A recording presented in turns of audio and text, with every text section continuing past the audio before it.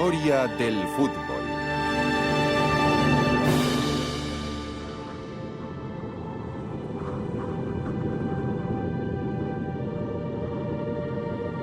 Pues yo creo que cada uno tiene su filosofía y su manera de ver lo que es el fútbol, ¿no? Por ejemplo, el fútbol para mí es mi vida, porque el fútbol me ha dado todo.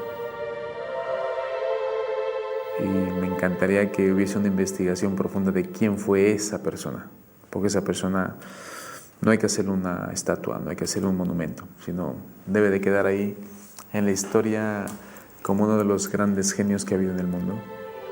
Porque así, quien inventó la penicilina, quien inventó el teléfono, quien inventó la televisión, la gravedad, esos grandes genios de la humanidad, el que inventó el fútbol, hay que adorarle como si fuera un dios.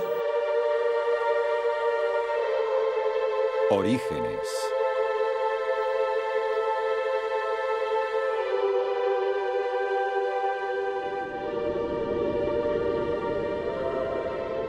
El origen del fútbol es una historia de signos y símbolos, dioses y juegos. Durante mucho tiempo, los deportes han formado parte de las grandes civilizaciones de la historia, y el juego que hoy conocemos como fútbol fue concebido, delineado y perfeccionado a lo largo de la historia. Hace 3.400 años, en un país que hoy conocemos como México, los mesoamericanos jugaron el primer deporte en equipo utilizando una pelota hecha de caucho. Los mayas adoptaron más tarde el mismo juego. Para ellos, la pelota simbolizaba el sol, su poder, su fertilidad. Y en un acto que presagia la negra y violenta historia del fútbol, el capitán perdedor era sacrificado a los dioses.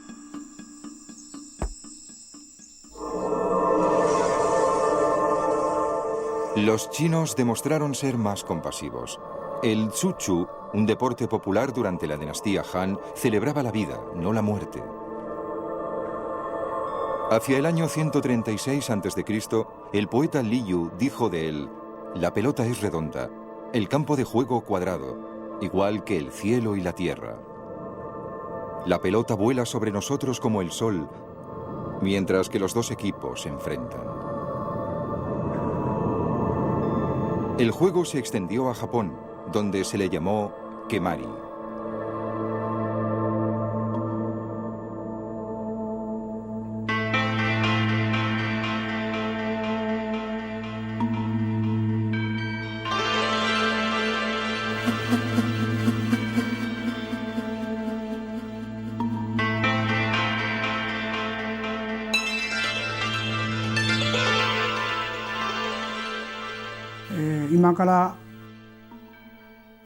Empezó hace unos 1400 años. Fue introducido en Japón desde China, al mismo tiempo que el budismo. Ese ha sido su origen.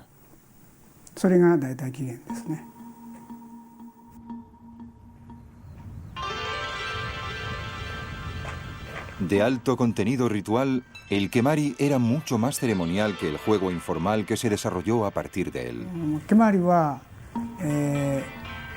Antes de empezar el juego, los jugadores deben bendecir la pelota ante un altar.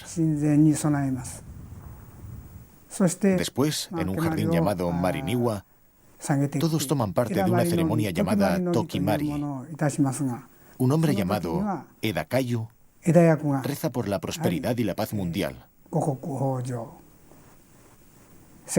Después de esto, el juego puede empezar.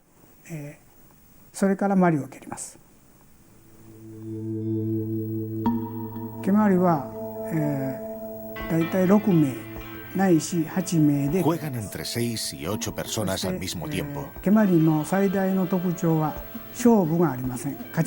Lo más destacado es que nadie pierde ni gana. Las personas solo disfrutan del juego. Esto contribuye al espíritu del Kemari.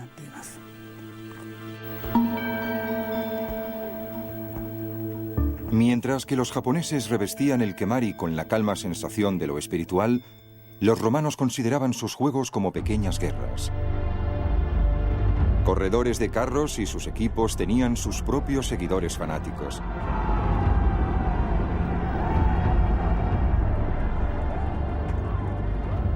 Utilizaban los colores de su equipo y a veces luchaban contra los seguidores del otro bando. Pero los romanos no jugaban deportes de pelota en sus estadios. Esos juegos, en cambio, se realizaban como ejercicio, como entrenamiento militar. Las legiones romanas jugaban un juego llamado Arpastum, que habían aprendido de los griegos.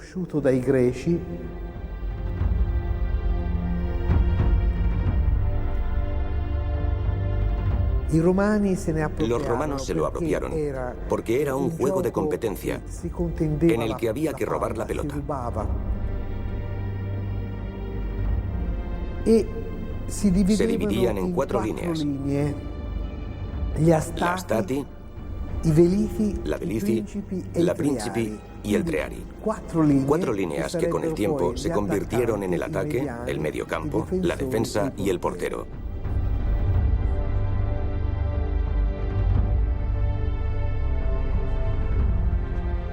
Se supone que este juego, tan familiar tácticamente, había sido llevado a Gran Bretaña durante la conquista romana. Es materia de debate si fueron ellos quienes lo introdujeron o si influenciaron los juegos que se practicaban en la isla.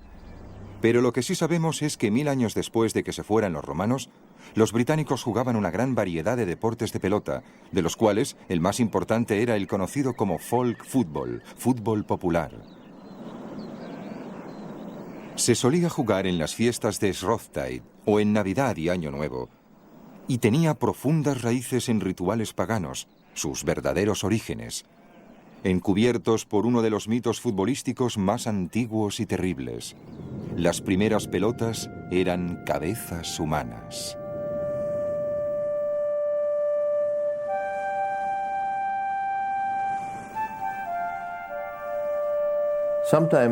A veces una vieja costumbre tiene su origen en una fuente que no conocemos o no podemos definir y que parece ser un secreto. Así tenemos esta antigua historia sobre Tuskar, un pequeño tirano que oprimía a su pueblo, les intimidaba y por ello, de tanto en tanto, se rebelaban contra él. Cuando se dio cuenta de que la situación estaba cambiando, huyó a Escocia. De todos modos, un líder local decidió que había que acabar definitivamente con él. Y según se cuenta, encontró a Tuskar en la antigua ciudad de Perth, donde le retó en combate y le cortó la cabeza. El héroe ató la cabeza de Tuskar a su silla de montar y siguió rumbo al norte hasta Orkney. Durante el viaje, los dientes de la cabeza le hirieron en la pierna, provocándole una infección. Con el último aliento regresó a Kirkwall, subió hasta la cruz del mercado frente a la catedral de San Magnus y desde allí arrojó la cabeza del tirano para enseñarle al pueblo que su opresor estaba efectivamente muerto. Después de eso murió. El pueblo, enfurecido por la muerte de su héroe, lleno de odio y desesperación, empezó a patear la cabeza de Tuskar. La leyenda, verdadera o no, todavía se representa cada año por la gente de Kirkwall, en Escocia, y constituye uno de los últimos baluartes de un juego que durante cientos de años fue predominante en Gran Bretaña.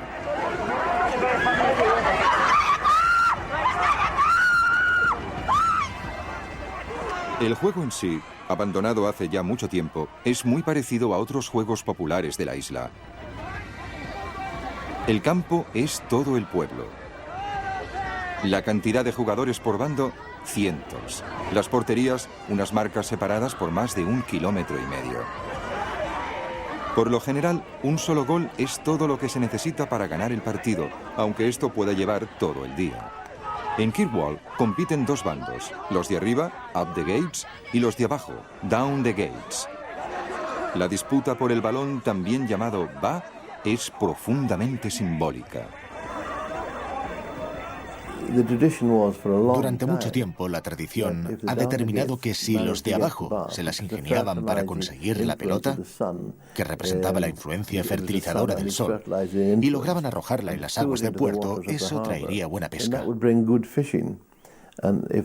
Y si los de arriba conseguían llevar la pelota hasta su objetivo, en la medida en que eran mayoritariamente granjeros, eso tendría como resultado buenas cosechas, especialmente buenas patatas.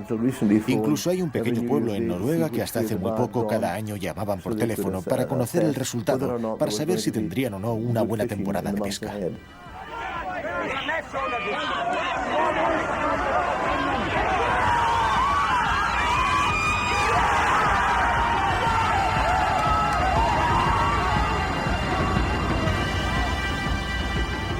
En cuanto a la rudeza del juego, no hay reglas.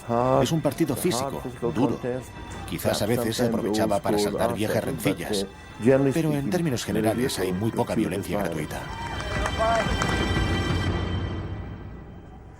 Debido a su rudeza, este fútbol tenía por lo general un fuerte contenido de tradición popular. No es el caso del calcio histórico jugado en Florencia, en Italia. Este es un juego directamente influido por el juego de Arpastum, practicado en la antigua Roma. Este juego, que tanto practicaban los romanos, fue introducido también en la Florencia colonizada. Con el paso del tiempo, los florentinos lo hicieron suyo. La historia del calcio es de una antigüedad tan rica como cualquiera de los juegos populares ingleses. Los florentinos asumen con orgullo la leyenda del Serio, un partido infame jugado para desafiar a sus enemigos.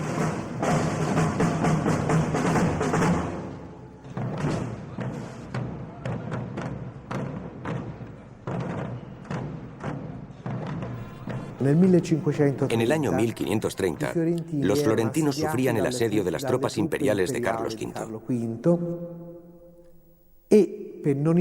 Para no interrumpir las fiestas de carnaval y como parte de la diversión, el 17 de febrero se decidió jugar un gran partido de calcio florentino y demostrar así a sus sitiadores, quienes estaban convencidos de la caída de Florencia, que su resistencia no había menguado.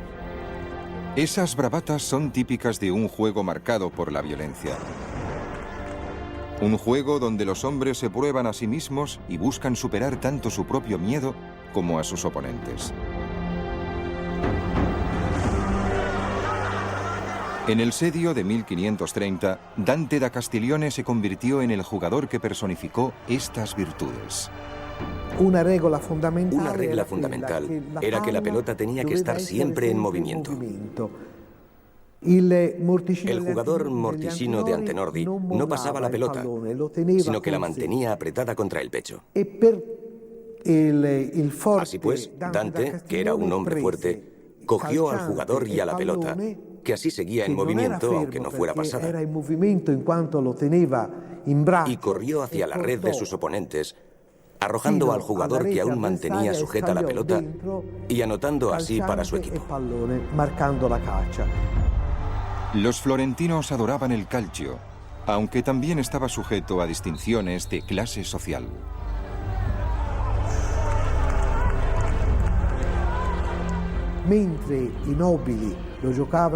Mientras los nobles jugaban en las grandes plazas, con una gran participación de público, el pueblo consideraba que este era su juego y lo practicaban en cualquier parte de la ciudad. Considerazione che era il loro gioco e veniva praticato da tutte le parti, tant'è che girando per le strade di Firenze si può Todavía hoy, vedere caminando por las calles de Florencia, cerca de palacios y de iglesias, pueden verse placas de piedra o de mármol en donde los gobiernos colocaban advertencias prohibiendo al pueblo juegos de calcio no oficiales. Appunto vicino alle chiese oppure per le strade a questo gioco spontaneo che tutti i fiorentini giocavano.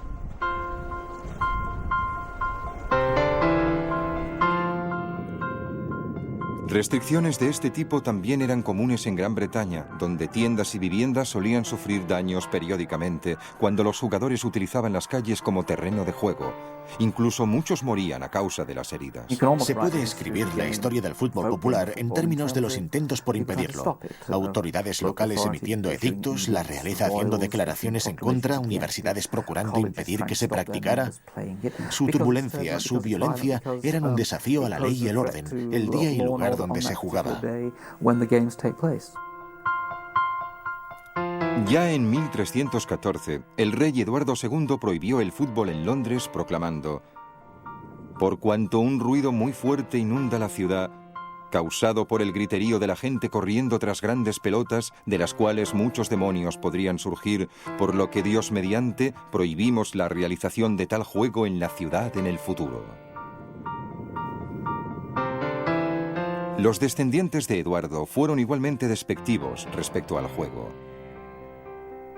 Enrique V le declaró la guerra, y lo mismo hizo Enrique VIII, quien creía que distraía a los jóvenes de la arquería. Pero aún así, nada pudo impedir que se jugara al fútbol, y cuando en el siglo XIX finalmente este juego recibió una herida mortal, no fue debido a un acto humano, sino a causa de las máquinas.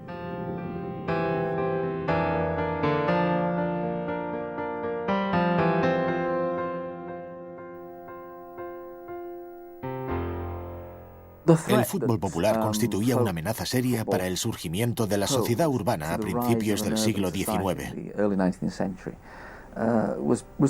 No se pueden llevar a cabo los antiguos juegos típicos de un entorno preindustrial en los nuevos y crecientes centros urbanos industriales. Los pueblos y ciudades crean leyes dirigidas a impedir que los juegos tradicionales se lleven a cabo en sus calles.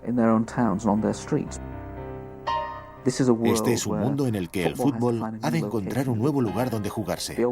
El antiguo juego popular había muerto. El juego fue rescatado del olvido por las escuelas privadas de Inglaterra, que a su vez estaban luchando por su supervivencia. Hacia el 1850, la mayor parte de ellas luchaba contra un descenso en las matriculaciones y contra alumnos violentos. Los estudiantes hacían huelgas, quemaban las aulas y atacaban los locales.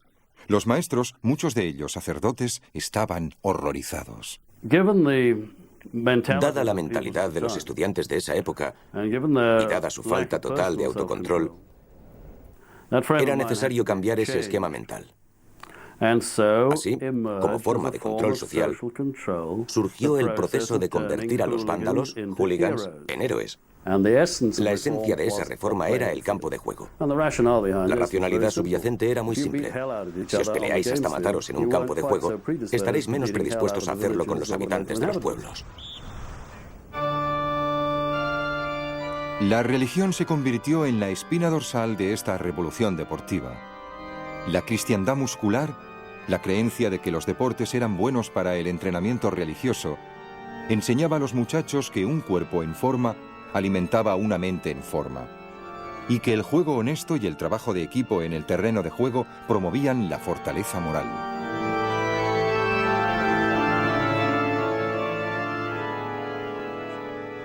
Cada escuela desarrolló su propia versión del fútbol.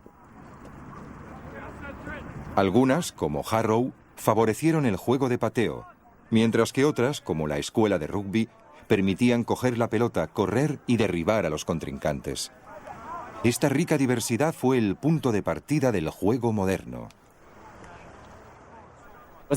Creo que los equipos de las escuelas privadas mantuvieron vivo el deporte, aunque probablemente lo más significativo fue que los estudiantes fueron a las universidades juntos, o dejaron los colegios y universidades, pero querían seguir jugando, y por lo tanto necesitaban una forma concertada de jugar. Eso es lo que llevó a la codificación del fútbol. El 26 de octubre de 1863, 11 clubes de Londres se reunieron en la Freemasons Tavern para discutir un conjunto de reglas comunes. Acordaron llamarse Asociación de Fútbol, pero surgió un problema. Los aficionados al rugby se opusieron a cualquier norma que impidiera coger la pelota con la mano o derribar al contrario. Fue un muro de contención contra aquellos que preferían un juego basado en patear la pelota. Este punto muerto se rompió el 8 de diciembre, cuando se prohibió el juego con la mano y el derribo del contrario. Fue una decisión que dejó al fútbol con dos códigos diferentes: el de la Asociación de Fútbol y el del rugby. No obstante, incluso después de la formación de la Asociación de Fútbol, las reglas de juego continuaron siendo flexibles. Hay mucha gente que no comprende el desarrollo del juego. Creen que cuando se fundó la Asociación de Fútbol en 1863, se crearon una serie de normas y que eso fue todo. En realidad no fue así. Si en la década de 1860 o 1870 hubiéramos preguntado a un jugador si jugaba al fútbol o al rugby, seguramente nos hubiera respondido: disculpe, no lo entiendo. ¿De qué me está hablando? Era muy común que los equipos jugaran el fútbol de la asociación en la primera mitad y rugby en la segunda. Todo era cuestión de ponerse de acuerdo en las reglas del partido. Se podían tener 10, 11, 12, 14, 16, 20, todos los jugadores que se quisieran, siempre y cuando el otro equipo estuviera de acuerdo. Tal confusión era aún más pronunciada cuando se encontraban equipos de Inglaterra y de Escocia. Queen's Park, el gran estadio escocés, había desarrollado un juego que implicaba el pase de la pelota entre los jugadores, un estilo que los ingleses prefirieron dejar de lado. La forma de jugar de los ingleses tenía más elementos residuales del rugby. Cuando los ingleses jugaban en Queen's Park, se aseguraban de que se permitiría el derribo al contrario y las patadas en las espinillas. Existe una carta de Lord Kinnaird dirigida a Queen's Park diciendo: permitamos el derribo, es mucho más divertido. Lo que dependía, creo, de qué lado estuviera cada uno. Para los jóvenes de los colegios privados, el fútbol no era un deporte, sino un pasatiempo. Como consecuencia, el juego carecía de continuidad, pasión y emoción. El fútbol necesitaba un visionario, alguien que pudiera extraer su esencia y convertirlo en algo irresistible. Charles Alcock fue una de las personas más influyentes en los orígenes del fútbol. De joven jugaba en Harrow y también en el Club Drury, que es uno de los que sigue jugando hoy. Cuando dejó Harrow, participó activamente en la organización de la Asociación de Fútbol e incluso fue el inventor y el que inició la Copa de la AF, basada en los campeonatos internos de Harrow.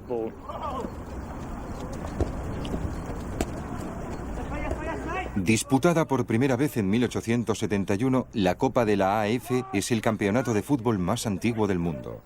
La importancia de la Copa de la AF es muy clara. Establece un elemento clave de la competición y la naturaleza eliminatoria de la misma como una vía de desarrollo para el fútbol. De hecho, es lo que se hace hoy en día en la Liga Europea y en muchos campeonatos nacionales. Un campeonato con eliminatorias es lo que realmente llama la atención y atrae a las multitudes.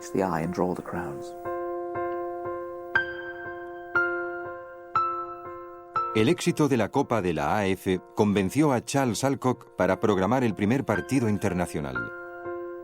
El día de San Andrés de 1872 se reunieron 4.000 personas para ver al equipo local, Escocia, que derrotó a Inglaterra. Sin experiencia anterior, el partido resultó un poco improvisado. ¿Cómo vestirse para un partido? Era el primer partido internacional. Los jugadores ingleses tenían camisas blancas con el dibujo de 3 leones, pero nada más. Jugaban con los colores de sus colegios.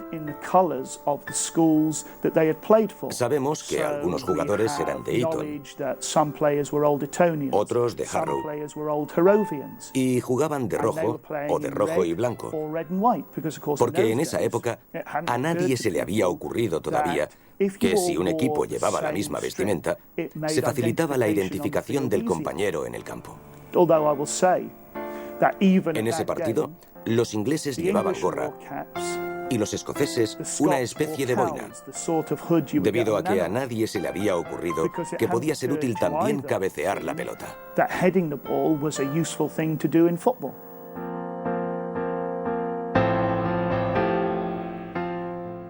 Inglaterra empezó el partido con 8 atacantes y regateaba con la pelota. Escocia colocó 6 delanteros y se pasaban la pelota entre ellos. Una táctica revolucionaria que tendría un profundo impacto en el fútbol mundial. No es que ese partido fuera importante por haber sido el primero. Eso es un mero hecho estadístico. Su importancia reside en dos culturas que chocan en un mismo partido. Y la cultura dominante, la ganadora, fue la escocesa, basada en los pases, frente a la cultura de correr de aquellos jugadores ingleses. Esta es la causa de que aquel partido fuera el más importante de la historia del fútbol. La mayor parte de los primeros jugadores internacionales eran jóvenes de colegios privados, un reflejo del dominio total de las clases altas en el fútbol.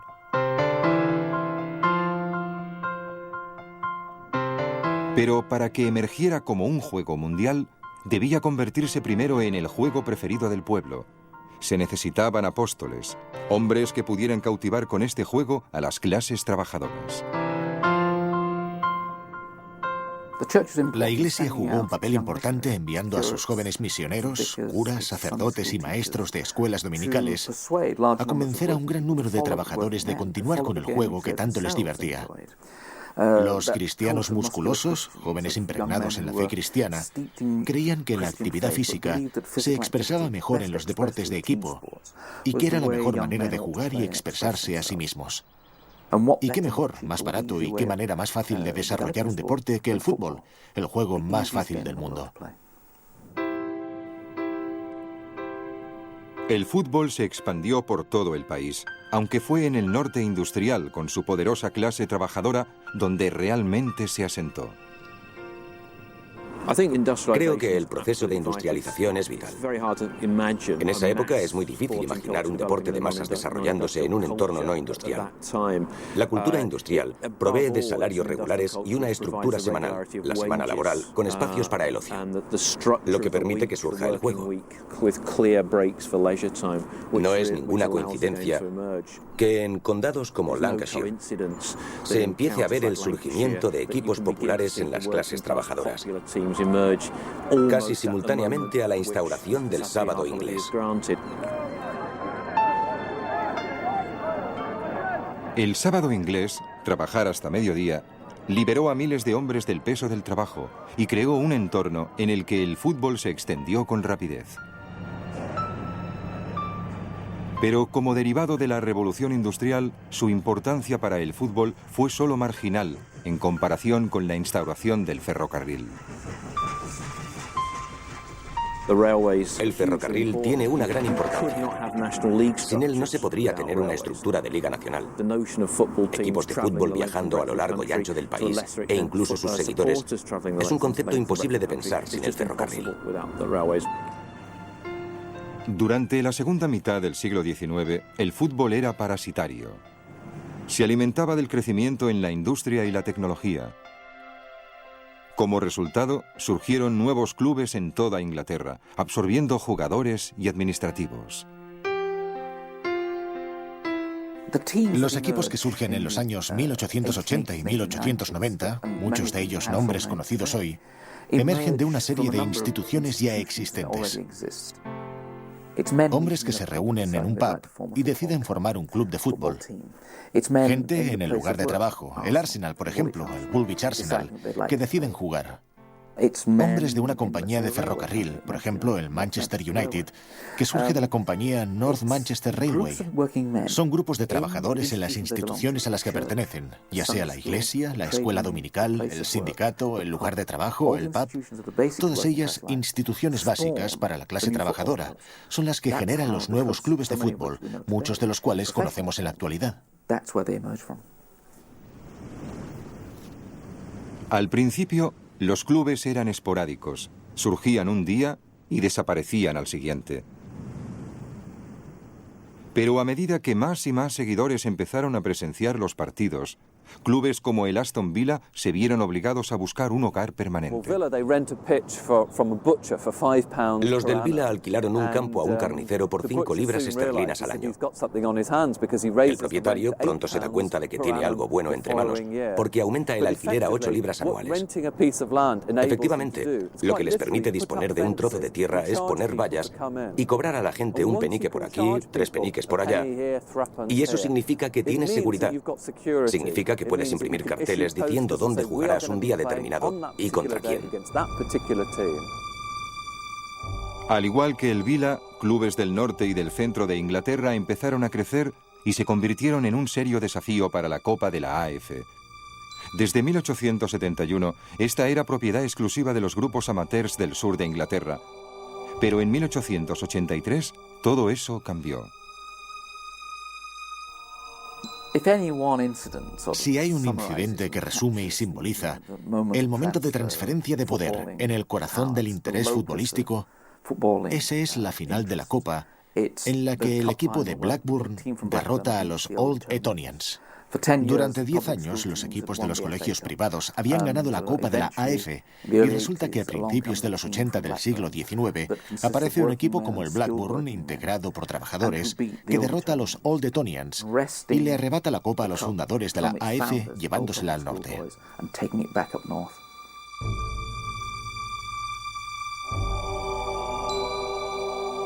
Esta derrota marcó el fin de la era de la dominación de los colegios privados sobre el campo. Pero todavía había una batalla mayor que librar. La asociación de fútbol estaba dirigida por una élite de clase alta, cuyas tradiciones estrictamente amateurs se enfrentaban radicalmente con el juego profesional que poco a poco se iba imponiendo. Creo que cuando empezaron a desarrollarse los campeonatos de Copa en los años 1870 y cuando empezó a crecer el número de asistentes a los partidos, fue inevitable que los clubes quisieran convertirse en entidades importantes y empezaron a pagar a sus jugadores. Cada vez se hizo más habitual que los clubes fueran a otros campos a estudiar jugadores, sobre todo en Lancashire, y encontraron en Escocia una buena fuente de recursos. El Preston North End era solo uno de los muchos clubes que estaban dispuestos a ignorar las estrictas reglas amateurs de las asociaciones de fútbol. La influencia escocesa en Preston fue muy grande. A lo largo de su historia podemos decir que este fue un club escocés jugando en la liga inglesa. Hacia 1886 en Preston jugaban una media de 8 escoceses. Se pusieron en marcha todo tipo de medios para disfrazar el hecho de que eran jugadores profesionales técnicamente ilegales. Uno de los recursos principales del Preston era dar pubs a los jugadores. Uno de los jugadores venidos del club Bolton, después de recibir el pub, se casó con una mujer del pueblo. Los seguidores del Bolton dijeron entonces que el Preston no solo les daba pubs a los jugadores, sino que también les daba esposas. Seducidos por las cartas que reclamaban sus servicios, un flujo importante de jugadores fue arrastrado desde el norte hacia las costas inglesas.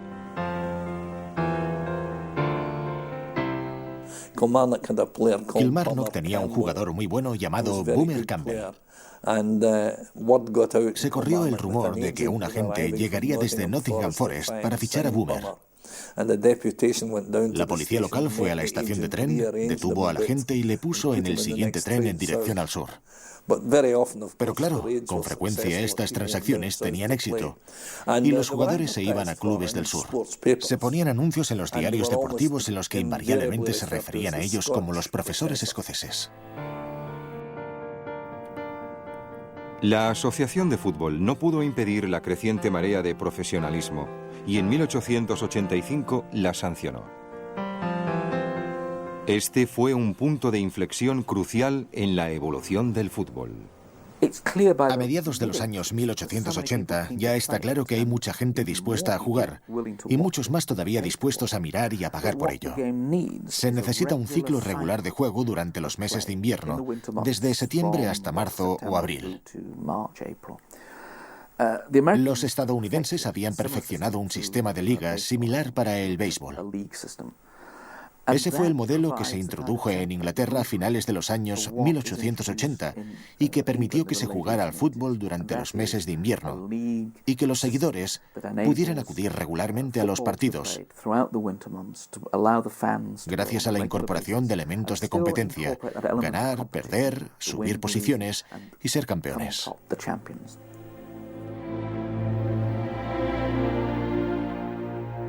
William McGregor, directivo del Aston Villa, inició en septiembre de 1888 una discusión sobre la formación de una liga. Basada en 12 equipos del centro y norte de Inglaterra, los primeros partidos tuvieron poco éxito. Accrington llegó una hora tarde a su partido con el Everton, mientras que Storr se presentó al partido contra Preston con 9 jugadores. Uno había perdido el tren, mientras que otro había firmado por otro club. El Preston North End se convirtió en el primer campeón de Liga del mundo, llevándose el título sin haber perdido un solo partido.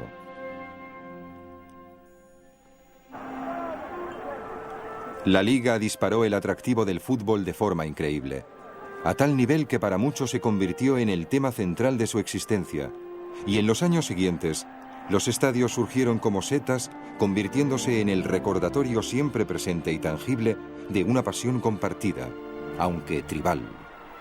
En muchos sentidos, la vinculación al campo y al equipo es mucho más fuerte que a los jugadores. Estos van y vienen. Sabemos que son mercenarios. Sabemos que juegan por un salario y que si alguien les ofrece uno mejor se irán a otra parte. Pero los seguidores se quedan junto al equipo y el campo es la constante. Es el templo, un rectángulo de césped al que todos rendimos homenaje regularmente.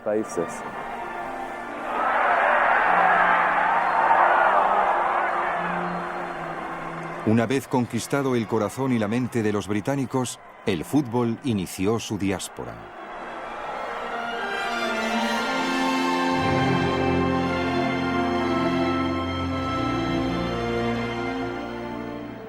El fenómeno del fútbol crece sin cesar, no solo en Gran Bretaña antes de 1914, sino en toda Europa occidental, en América del Sur y también en otros lugares. No cabe duda de que los hombres comprometidos con el fútbol también lo están para jugarlo allá donde vayan. Hombres de negocios británicos, soldados, marineros, funcionarios del imperio e incluso simples trabajadores. Decenas de miles de trabajadores que viajan. Todos ellos se convierten en misioneros del juego. No lo han sido en su país, pero cuando están en el extranjero se aferran al juego, se aferran a la cultura que han dejado atrás, la de su casa. Y esto es lo importante, la cultura secular a la que están vinculados es el fútbol. Hacia 1900, el fútbol británico tiene una influencia decisiva en todos los niveles, pero sobre todo en 1914. El éxodo masivo de trabajadores cualificados británicos a los nuevos centros industriales contribuyó a asentar el juego en toda Europa.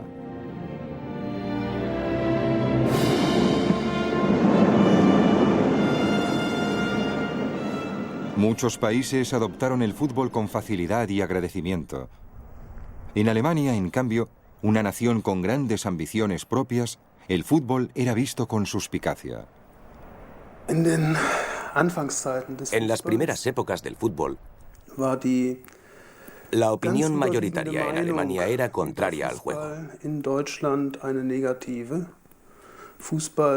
Se veía al fútbol como un producto importado de Inglaterra, que era, en términos políticos, el gran enemigo. Sencillamente, el fútbol no gustaba. Se lo consideraba indecente, debido a que era un deporte que se practicaba con pantalones cortos y se enseñaba el cuerpo, aunque solo fueran las piernas. Estas cosas no eran aceptadas por el alemán medio. Por otro lado, el deporte principal en Alemania era la gimnasia, con un fuerte contenido nacionalista, muy diferente del fútbol. En los años previos a la Primera Guerra Mundial, la tradición gimnástica se convirtió en algo más que en una vía hacia la perfección física. Fue parte de la filosofía nacionalista del Kaiser. Después de la guerra, el Kaiser fue reemplazado por un gobierno democrático y fue el fútbol, no la gimnasia, el que triunfó. Richtig populär wird Fußball, denke ich, erst in der Weimar. Las condiciones diferentes posibilitaron que el fútbol se convirtiera en algo realmente popular durante la República de Weimar. Durante el imperio, los obreros, los trabajadores industriales especialmente, no tenían tiempo para jugar al fútbol. Trabajaban todo el día. En la República de Weimar, esto cambia completamente, debido a que una de las primeras decisiones del nuevo gobierno democrático fue introducir la jornada laboral de 8 horas, lo que permitió a los trabajadores disponer de mucho más tiempo libre. A partir de entonces, hubo un gran crecimiento del fútbol, debido a que se produjo un flujo muy importante de trabajadores hacia los clubes deportivos.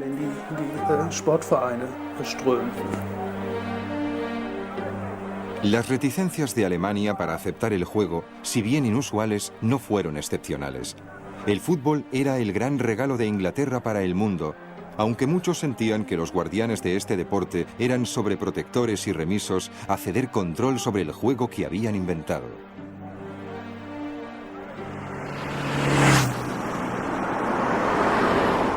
En América Latina, este conflicto fue el punto de partida de una cultura del fútbol sin igual.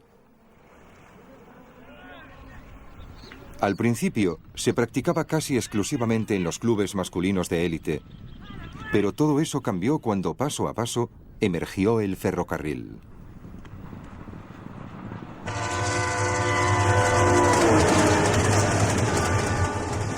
Quiere decir que toda la configuración, por lo general, ¿dónde pasó el ferrocarril? Porque esos fueron, quién sabe, los inductores del fútbol en Argentina como en América, ¿no? Y verdaderamente, en el caso mío, yo soy un gran agradecido a la industria británica. Y me preguntan todo el mundo, ¿pero qué? ¿Industria británica cuál? Digo, la del fútbol.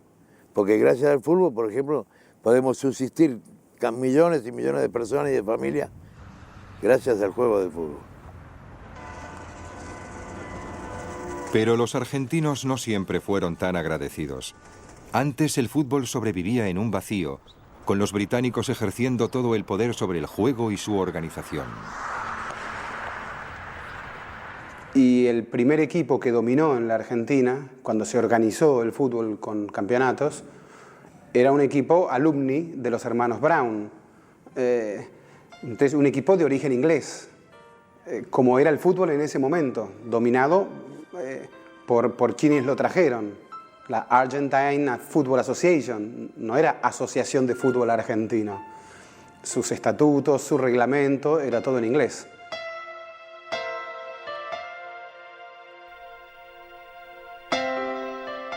Después de dominar el juego durante más de 30 años, en 1913 los ingleses fueron derrocados.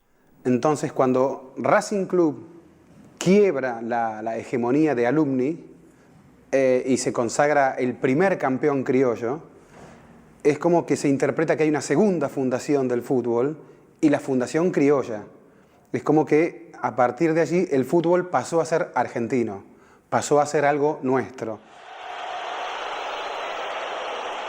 En Argentina, como en muchos otros países, el fútbol se convirtió en una forma de expresión, un elemento de pertenencia a la comunidad. Empezó siendo una especie de nave espacial, una cosa marciana, venida de afuera. Se decía, son cosas de locos que hacen los ingleses, pero en estos países, bueno, pues el fútbol se incorporó a la vida nacional y cada país le imprimió su sello, que después se desarrolló de diferentes maneras. Dime cómo juegas y te diré quién eres. El fútbol es una señal de identidad, como todo producto de cultura. El fútbol también es cultura, les guste o no les guste a los enemigos del fútbol.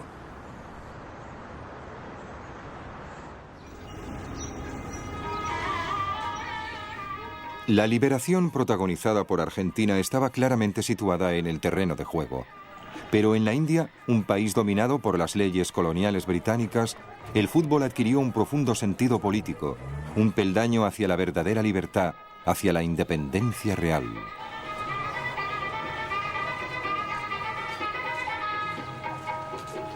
El fútbol se jugó en la India desde 1870, cuando llegaron los primeros misioneros. Los sacerdotes jugaron un papel muy importante en la popularización del fútbol. Con el fin de atraer a la gente a la iglesia los domingos, especialmente a los más jóvenes, solían enseñarles a jugar al fútbol. Y así organizaron el fútbol por toda la India, sobre todo a través de las escuelas misioneras, como por ejemplo los hermanos irlandeses, los jesuitas y muchas otras hermandades que vinieron a fundar escuelas en la India. Invariablemente, el primer juego que introducían era el fútbol. Y así fue como este deporte se extendió en la India. Otro elemento importante fueron los equipos de los regimientos imperiales integrados por soldados, los Tommies, que solían jugar al fútbol como parte de sus actividades recreativas. Al principio, los indios observaban pacientemente desde fuera del campo, pero todo cambió con la fundación del Mohun Bagan.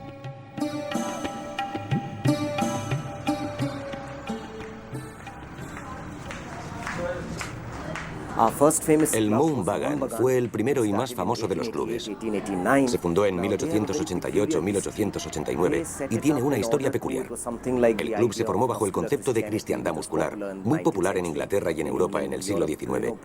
Consistía en entrenar para adquirir una buena forma física y eso contribuiría a que fueran mejores personas. Mohun Bagan tenía esos mismos ideales y a fin de formar físicamente a la juventud bengalí y darles un cierto sentido de la disciplina, montaron un campo de deportes. La Copa Durand, el segundo campeonato más antiguo del mundo, tuvo su inicio en Calcuta en 1888. Al principio, los administradores británicos prohibieron la participación de los indios en el campeonato, pero más tarde, y a medida que las actitudes coloniales se hicieron más flexibles, los integraron. Cuando empezó la Copa Durand, era solo para los equipos de los regimientos imperiales. Pero el fútbol se había convertido en algo tan popular entre los indios que podría haber sido conflictivo tener dos ligas separadas. Ello podría haber contribuido a generar una situación de apartheid. Que los clubes indios y los ingleses jugaran juntos era una situación mucho más armónica.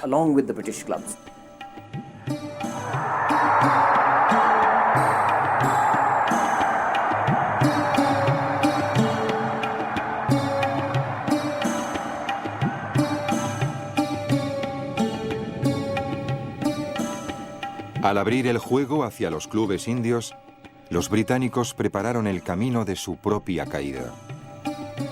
1911 es el primer hito histórico en el fútbol indio. Mohun Bagan, 11 jugadores descalzos, todos de Calcuta, derrotaron al equipo del regimiento de East Yorkshire por 2-1 en la final jugada en el campo de Haifa. Había cerca de 100.000 personas. La mayor parte no podía ver el partido porque no era un estadio propiamente dicho, sino que la gente estaba de pie, en filas. Se utilizaron métodos muy ingeniosos para informar del resultado a los miles y miles que estaban de pie al fondo del campo. Por ejemplo, palomas, que llevaban atado a la pata un papel con el marcador. Volaban hacia atrás y la gente se iba enterando del resultado varios minutos después de que se hubiera producido. Todavía 1-0. Esa victoria tuvo un sentido simbólico, porque fue la primera señal de independencia. Poco antes se había producido la independencia de Bengala, y el que el Mohun Bagan derrotara a un equipo británico en el campo de fútbol era una señal de que la India podía hacerlo. Si hemos podido derrotar a los británicos al fútbol, es el momento de que lo intentemos con su bandera. Cuando los jugadores se retiraron del campo de juego, ondeaba la bandera del Mohun Bagan. Por toda la India la gente sentía que ese era su juego y que se podían hacer grandes cosas. Después de haber perdido tantas batallas, el complejo de inferioridad de que no podíamos jugar contra quienes eran una raza físicamente superior se esfumó.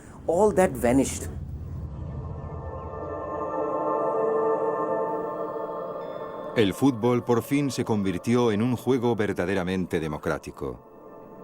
Un juego tan simple, tan universalmente aceptado, que había muy pocos lugares que no hubiese conquistado. La razón por la que el fútbol se convierte en un juego global, incluso antes de la Primera Guerra Mundial, se debe básicamente a su simplicidad. Solo se necesita una pelota y un par de personas dispuestas a jugar. Incluso un niño solo puede jugar contra una pared. Con 2 ya se puede jugar a meter goles. Con 4 se tienen 2 equipos. Incluso un grupo de hombres perdido en el Ártico puede jugar al fútbol si tienen una pelota.